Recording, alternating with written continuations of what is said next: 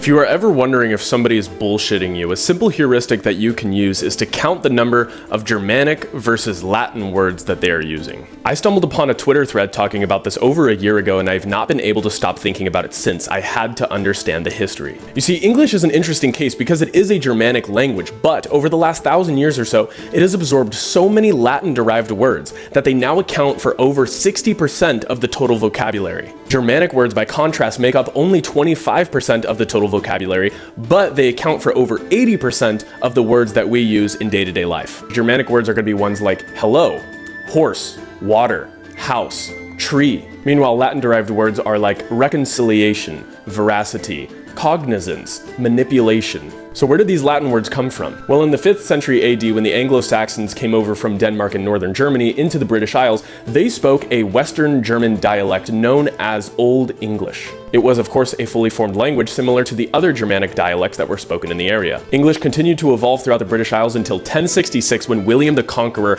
a Norman French, invaded England and brought with him his Norman French language, a Latin-derived language. For centuries after that, the French-speaking aristocracy ruled over the English-speaking commoners. The upper class spoke French and Latin, while the commoners and peasants spoke English. Over time, the English language as a whole absorbed these Latin-derived words, but only the ones that served the upper class. Words regarding bureaucracy, philosophy, law, rhetoric, high culture. But the peasant class already had every single word that they needed for everyday life. Fast forward to the Renaissance, and scholars all over Europe are now rediscovering classical texts in philosophy and science that are all written in Latin and Greek. And they started speaking in Latin and Greek terminology to sound more sophisticated, more learned. Fast forward to today, and it is still very much the same case in the English language. We can pretty much get away with using only Germanic words. It isn't until we want to sprinkle in a little philosophical jargon, maybe sound more clever or persuasive or impressive, that we switch to Latin.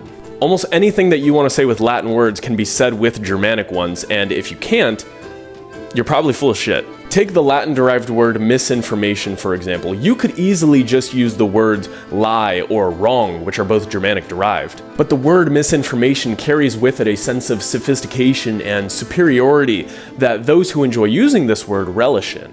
The word itself, however, is horseshit, which are both Germanic words, by the way.